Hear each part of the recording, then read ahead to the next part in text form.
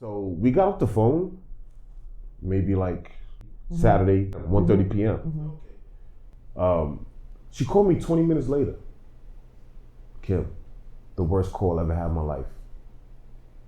I'm thinking she's gonna call me and tell me, oh, well, I'm gonna be delayed. She called me screaming on the phone. Oh my God, Terry's dead. I'm just like, what? What are you talking about? Oh my God, Terry's dead. I'm like, the first thing that snapped in my mind is somebody murdered my brother. Who? Somebody killed my brother? So then I'm asking, I'm like, wait, how do you know? What do you mean he's dead? How do you know he's dead? He said, the detectives, they're right here. I said, she was going crazy. I said, let me speak to the detective.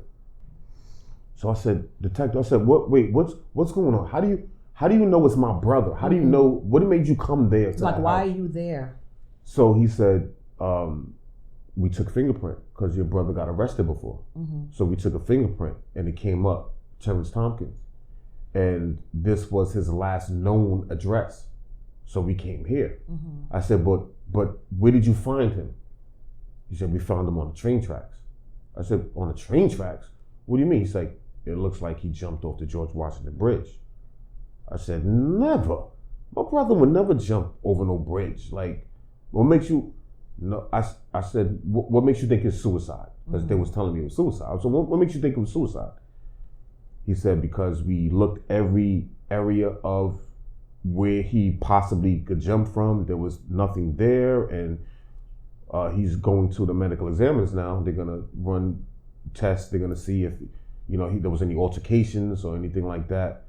So I said, there be cameras on the bridge to say? There was. Okay. There still are cameras on the bridge. So I said, where is he now? He said he had the medical examiner. Am I able to see him? They said, yeah, you can go. I said, okay. I didn't know how to respond. This never happened to me before. Right. So I'm just, my first instinct, I didn't call. You're home with who now at this point? I'm home not by myself, but I was home with at the time, my 8-year-old son and my 2-year-old son. That's it. I'm confused, mad, scared. I'm like at least 20 different emotions at the same time. I just told him, be quiet, just be quiet for daddy. Just be quiet. I'm trying to process everything. I'm trying to see how I could do everything because I know how my mom is. My mom suffered from bipolar. So I know I have to contain myself and her. Okay. For two people. It's not just me because I knew how she was going to be. So I made some phone calls and I got someone to come over my house to watch my boys while I go to the towers to talk to my mom, to get her so we could go to the medical examiner's office.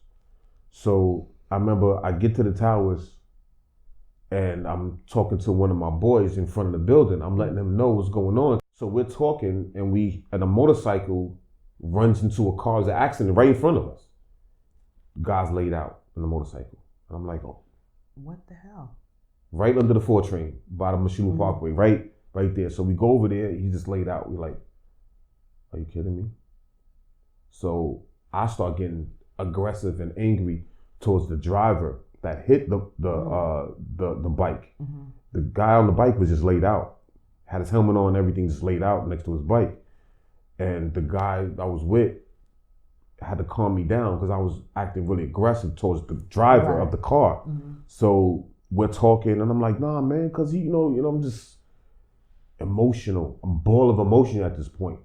So the guy from the motorcycle just stood up. He was okay, he stood up. I was like, oh, okay, we good. Then I remember finishing my conversation with him. Then I go to my mom's house. She's a wreck. I am also a wreck at this point. How old was Terry when he passed? 27. 20. He was born. Baby. Okay. He was born June 17th, 1989. He was a Gemini.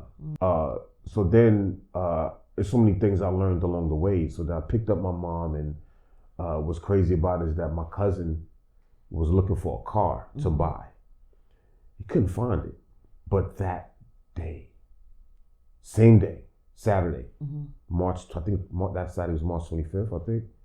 He gets a BMW, no job, not sure what his credit was, but they give him a brand new crispy BMW that day. We needed that car because we needed that car to get to the medical examiners instead of taking a cab. Right. So he calls this, what's going on? Yo, we need you. Come to the towers. We need to go to the medical examiners. He just got his car 10 minutes ago. And that's his first run. That's his first run. My cousin. So we go to medical examiners. So we thinking when we go to medical examiners, we could just go right to next to Terry's gurney and say our words. They said, no, can't see him. I said, what? So that's another thing that I want to bring forth to people, that when someone passes away and you're the mother, you're the father, you cannot see the body. They show you the body through a TV monitor. You can't see your I know before dead son. You used to be right there, and then I know they changed it to where the body's inside with the medical examiner, and then it would be this glass. So you're like in this makeshift hallway, and you not even that anymore? No, not at all. We thought that we was gonna go there and. So when you're asking, can I see my brother? You're thinking I'm going to go see my brother. Yes. So we get to the medical examiner's office and we're sitting in a room with a lady behind a desk with a monitor, TV, computer monitor and everything. So she said, okay, I'm going to show you the picture. No, we don't want to see the pictures. Where is he? We know he's in this building. It's the medical examiner's office. We know he's here. Where is he? You can't see him. That's when we wanted to turn the place upside down then, because we wanted to see him. We don't want to see him through a monitor. Right. So that's the law. We had to go and be lawful. It dehumanizes it. It really strips you. Right. Like you want to say goodbye, and I get it for them, their evidence, and that's the work and contamination. And then on the family's end, you want to make contact. Right. No contact. On a TV screen, it's not real. It's not. There's no contact. He was there in the building, just in another room. You know how bad I wanted to bust through the wall just to see him? And if I got arrested, who cares? But I just wanted to. I want my brother. So I feel handcuffed because I gotta wait for this lady to prep me. Oh, we're gonna show you the pictures, but one is a little bit more graphic than the other. So we're gonna show you the first one that's okay, but the second one's a little graphic. Okay. Now it's showtime. Is this really Terry? Okay. Because all through this process, we don't know. You're gonna see it, and it's not really Terry, and it's a mistake. So we and I'm hoping this ain't Terry. She's gonna, and the monitor was faced towards her. We're on the other side of the monitor. The whole time that you spoke to the police, you spoke to your mom, you're getting yourself situated. Did you ever try to call him? Yes. I hear a lot of times when you hear someone pass, no matter how many people you hear it from, you're like, they're going to answer for me. Yeah, I called his phone and voice box was full. He was the type that didn't leave a message. Hey, this is Terry. Call me back. It was the computer generated. Right. So you don't get his voicemail. So I called him at least 100 times just on the way from my house to Lewishell. Just back to back. Just back to back. Text messages. Just back to back. I kept doing that for a whole week straight. Just texting, calling. Just even when I found out. So we're at the medical examiner's office and they said, okay, I'm gonna show you the picture. The first one is not as graphic as the other, but I'm gonna show you the picture. And they turned the monitor around and they showed me the picture. That's when my life changed because there was Terry on the picture. They showed the picture, very clean. I was thinking, oh, he jumped from the George Washington Bridge. Oh my God, that's like 500 feet, so far. I thought his body was gonna be all, nope. So the picture they showed was from the site of where he jumped, or was it from with the medical examiner? It was from with the medical examiner after they cleaned his face up. Okay. So they presented him for you. Yeah. Okay. They cleaned his face up, and the picture that we saw was from the side, very clean. I was like, oh damn, that's Terry. That's Terry with the number, tag number. Oh my God, my heart changed. My life changed from that. He had a tattoo here? No, tag. They give you a tag number when you pass away. It's like a death number. They give everybody. Everyone gets it. So it's almost like you're holding up a number. It's like theirs. It's like when you get arrested, they give you a number. It's like that, and even a number. My favorite number is 17. All I see is 17, 7, 7, 7, 17. In the number, his death number. I'm like, so she's like, okay, I'm going to show you the second picture. I'm like, oh shit. This is a little bit more graphic. So they showed the second picture. I'm like, I'm preparing for the worst that you could possibly see. But it wasn't even bad. Okay. Little scrapes on, a little cut on his forehead right here. A scrape right here, scrape. But not what you may think it would be. Right. When you think of a jump. Right. Okay. And that satisfied me. Something by seeing both, when she was telling me graphic, I thought it was going to be the worst picture I've ever seen in my life. That's not the last memory you want to see of him mangled. Yeah. So it was good that he was intact. Well intact. Okay. So once we seen that, sorry to say, but I became an alcoholic for like 2 weeks. I was waking up, not even eating, drinking my Hennessy, not even eating. So once I found out, we got them information from the medical examiners. We went back home, made phone calls to the family, started arranging the funeral. So then what kind of bothered me is that when we're trying to arrange the funeral home told me we couldn't have. After I opened up GoFundMe. I never wanted to do that in my life, but it was so abrupt. We just did it. And thank you for everybody who contributed to the GoFund. I love you for life. So we're talking to the funeral home, and they tell us we can't have an open casket. I said, but why? He's fully intact. Why can't we have an open casket? When Terry jumped, none of his body, he jumped from very high, from the George Washington Bridge down. There's the Metro North and Amtrak runs underneath. Right. He landed. So that's on the Manhattan side. Yeah. Not the Jersey side. Right. Okay. So he landed, but I guess the sudden stop, he had a very large hole underneath his chin, right here. All under here was just open, like a huge hole. And they said if we do an open casket, we do this, it may leak, so we don't want to have him showing and it starts leaking, because if he had any cut anywhere else and it leaked, you can't see it because his suit is over it. We couldn't do open casket. So then that's what led me to this bracelet, because we got him cremated. So this bracelet here is my brother's ashes. Put it on the camera, so when you came in, you asked me, did I know what this was? Right. And at first, honestly, it's a link, and I'm thinking, is it some kind of Fitbit? Is it some kind of, and it's stylish. So I'm like, no. And then I saw a little piece here, so I was like, is it a watch? Let him know. Yeah, this is a bracelet with my brother's ashes inside of the plate behind it. You can only get this from the actual funeral home because they're the ones who do the cremation. Right. So when they do the cremation, you got to tell them up front, oh, I want this. They have all kind of things you can put the ashes in, but I wanted something to carry with me.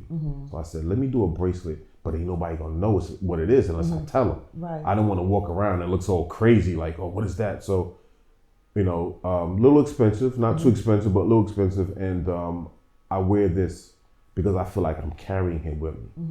So once we did the cremation, which was something I thought we would never do, to my brother that was 27, we did the homegoing for him in the towers. It was a Tower Boy thing that we had. We had probably the only name I say, but DJ Great Grizzly. We had doing the DJing, and once we had the ceremony, I told Bear, I said, I wanted to stop and in 5 seconds go right to a party. I didn't want the sorrow and all this stuff. I didn't want that. I wanted to get right to the party. And it was just like clockwork. I was like, all right, Bear, do your thing. Music came on, we started cleaning up and everything. And that's how we sent them off. You know what I'm saying? So let me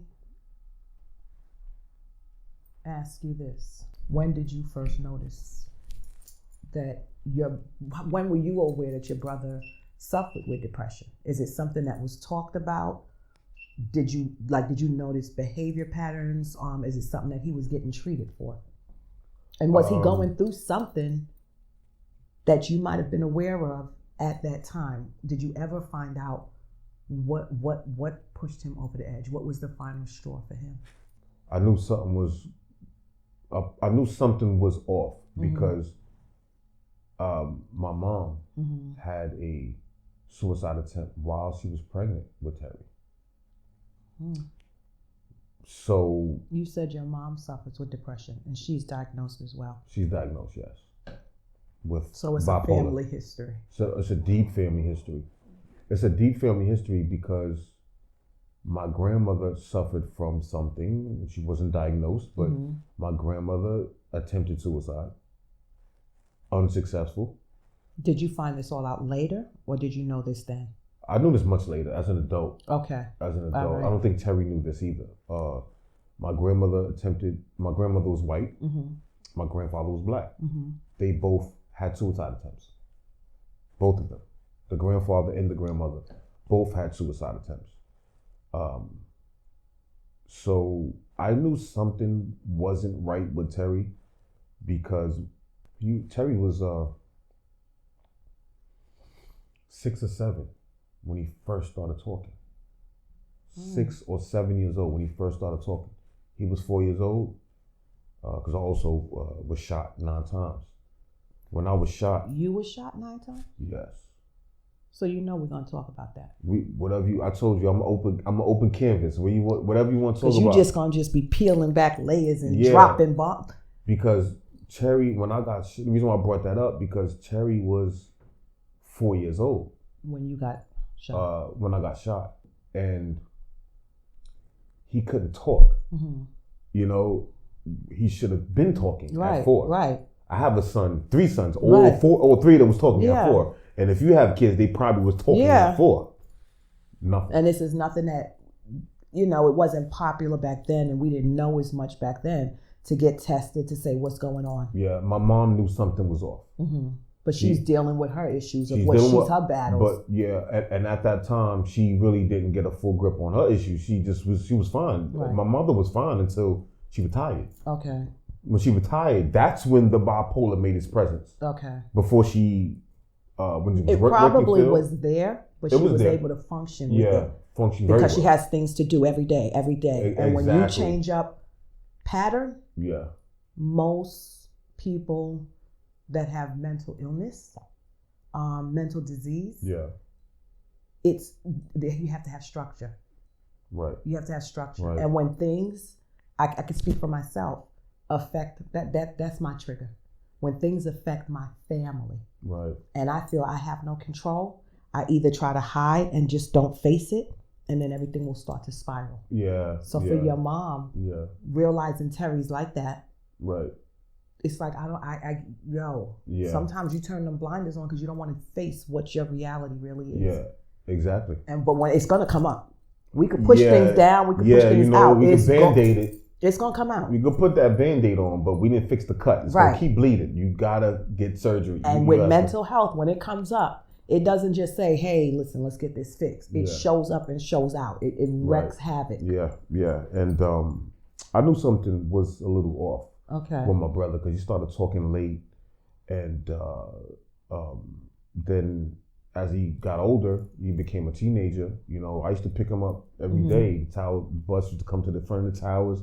I used to have to go down, pick him up, bring him upstairs, help him with his homework, stuff like that. Then, we moved towards him getting older, and he was still quiet, talking, very modest when he talked. He was very modest. But in terms of depression, something was there because my mom was handling that. I shut that off. And so this is what I will say to you.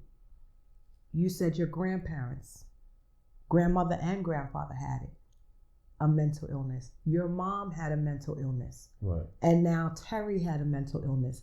But the issue is, as adults, especially grandparents back then, nobody knew what that was and nobody talked about it. Right. And sure enough, if you try to take your life, that's not something we're going to talk about. Right. In our community especially, there's a stigma, there's shame, there's embarrassment that goes with that. If we don't start talking about this, right. And that's one why I really wanted you here. Like I said, I suffer with it. Right. But now to see somebody who's affected by somebody who left, does that change it for me? I don't know. But I want to learn. I want people to teach me every day so I can get better. Right. But also to help somebody else who's out there that's like, yo, what is happening? Yeah. And it starts with, I have a very close friend. She just watched one of the episodes where it was just me, one of my first podcasts, right. where shortly after my dad passed, and I'm in Barnes & Noble, and I just went and recorded myself, speaking about my depressions, my demons, what's in my head, and I'm crying. And I trust this person. And her concern was, do you share this stuff with your daughter? This is kind of heavy. And it was a valid concern, valid concern. And I told her I do. You know why? Because too many of us don't talk about it and don't share it. And I don't share it in a hurtful way, but I share it because I want her to know, if you ever are feeling something, please. Yeah. Please.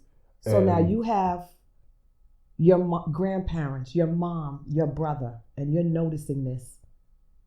And he's 6, and you're already picking up on this. Yeah, I just noticed that he wasn't the typical 5-year-old, the typical 6-year-old talking, stuff like that. Physical was fine, but just the learning aspect. And then I realized he had learning disabilities when he went to school and stuff like that. So he ended up dropping out of school in high school. He tried to pick up jobs, and work, never too long. And, it was always problems with my mom, because she has bipolar. So one minute everything is cool, next minute Terry and my mom is not talking because something happened. So something big happened with them too. And he left the house. And I said, where'd he go? So my brother Terry became homeless. He was homeless. He was on the street and nowhere to go, and never called me at all, because that's the problem with a lot of Black people, problem with our people. Our pride will surpass anything. Will literally be the death of us. Never called me. Never called me. I was so upset. I didn't know he was going through that, and until he told me himself. I got wind of it. So this is prior to him taking his life, right around that time? This was maybe 3 or 4 years before he passed. He was homeless. And luckily he met this girl.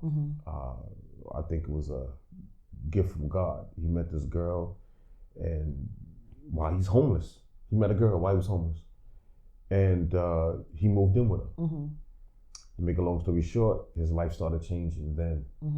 She was looking out for him, and he was having these jobs here and there. That's when he used to come around the towers a lot, as a teenager. He got a lot of friends in towers, a different age bracket than my friends, but he started to come around the towers more. And, I never wanted him to smoke weed. Even though I'm a heavy smoker, then I never wanted him to smoke weed, but he always did. And the reason why I bring that up, because he didn't take any kind of medication for his bipolar.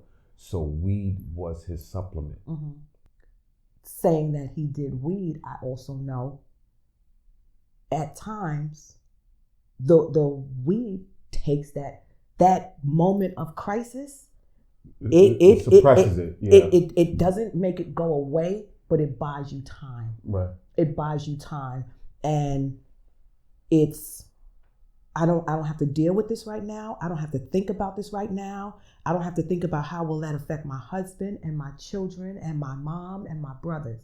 But right now, I just need to close my eyes and just, even if I fall asleep, it's buying you time. Yeah. So I get it. Yeah. It's not enough.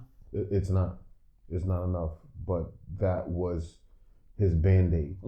And what I think pushed him over the edge is that he had like a little lesion on his pelvic. This was in March of 2017. This was probably 2 to 3 weeks before he passed. He was, I know this because I took over his email. So I was looking at his previous emails and all that. I was doing research on everything he communicated with anyone. So I'm looking at the email, and he was going to a dermatologist. And the dermatologist recommended him to come in to do different tests. So he had a appointment at the hospital, Jacoby Hospital in the Bronx. And they told him that it's a possibility that lesion may be cancerous, but you got to come back to do a biopsy. That is what pushed Terry over the edge, because he thought he had cancer, and there was a lesion but he never got the biopsy. He never did the follow-up. So while he's in the hospital getting a test, and they run a test, he called my son. So my son at the time was 17, and he told him, I'm in the hospital. And my son didn't believe him. He's like, no, you're not, because we all healthy. What are you doing in the hospital? We never in the hospital. Black people are never in the hospital. We only go to the hospital when we got to be dragged there, not when we want to prevent something. On our own, right. So my son wanted to FaceTime. So he FaceTime. He realized he was in the hospital. He's like, oh. So he was like, telling my son, he's like, I don't know what's going on, but what would you do if your father passed, meaning me? What would you do? My son was like, I don't know. I don't talk about that. I don't even know. He was like, yo, you should tell your father to stop smoking cigarettes. He was like, oh, my son always tells me that, to stop smoking cigarettes. I still haven't stopped smoking cigarettes. But he went home that day. Now, this is a week prior to him passing. He went home that day, and he stopped smoking cigarettes. So now the bipolar is in full effect, because you have no weed, no medication, no cigarettes, no medication, nothing. And all information that you're getting seems intensified. So now this lesion has now taken on a whole life of its own, because you have nothing to tell you, listen, let's just do what we're supposed to do. Right now, your internal is taking over and telling you all kinds of messages. The wires are sparking and short. You know it. And that's why I'm mad that I didn't pick up that phone when he called that week, because I didn't know he was going through that. No one called me and told me he went to the hospital. No one told me that. I knew about all of this after he passed. The girlfriend knew. The girlfriend knew. But I didn't know his girlfriend until after he passed. He was very secretive. My brother was very secretive. No, I'm doing good, bro. Let me, and private. Very private. Okay. Very private. And I never met his girl until after he passed. And what I came to grips with was, once we realized that he actually did that step and jumped over the bridge, I was investigating his email. Then I said, wait, I gotta meet this girl. That's what I was playing detective.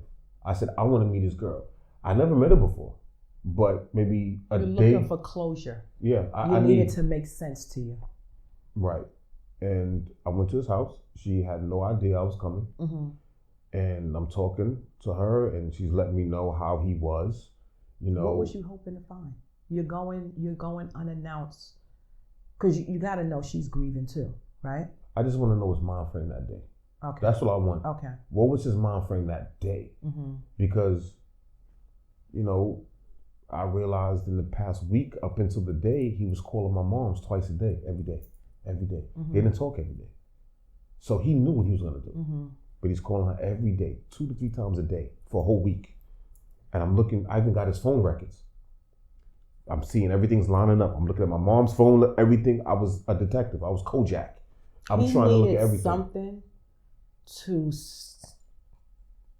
redirect him to nothing was gonna make sense. He's not on anything, but he was pulling. He's pulling. Right. You're looking. I could tell you in that darkest time. Right. You're looking for signs. God. Yeah. You don't want me to kill myself. Make my phone ring. Yeah. The most ridiculous things, and not that speaking to the Lord is ridiculous, but you're like, if this phone don't ring in 5 minutes, then it's meant for me to go, because you're not in your right frame of mind. Right. So no medication, no weed, and now it's all over the place. And I went to her house because I just wanted to know his frame of mind. What was he saying when? Was she receptive to you showing up? Very. Okay. She knew of me, but never saw me. So we was, happy to see each other in a way too, because she knew who I was. She seen my picture, so when she saw my face, she knew who I was automatically. I went there with my other cousin. I wasn't going nowhere by myself. I just needed help wherever I went. So I went to her house and we're talking, and she's telling me that he was just trying to find ways to stop smoking the cigarettes, and he was really concerned on the lesion that was on his stomach, and he was very upset about that, and he thought he had cancer. He was trying to take oranges, like eat oranges, because they said that helps with your cigarette addiction. That it's a lot of that was going on. What I think stood out the most is that there's things that happened to me and him that never happened before. That in that 2 to 3 week span before he passed. Before, and this is something I cherish, and out of everything, I'm glad this day happened, which was maybe 3 weeks before that he passed.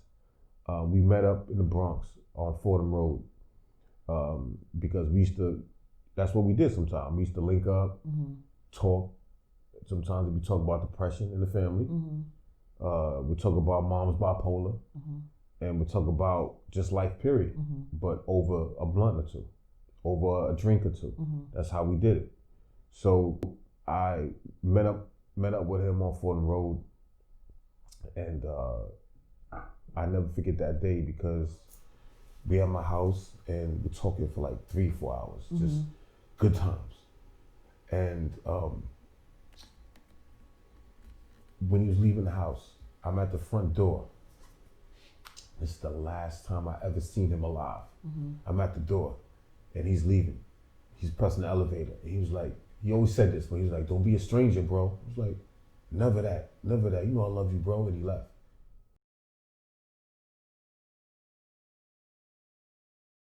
Why'd you get shot? What happened? I was. Are you comfortable talking about it? I'm an open platform. I speak about whatever.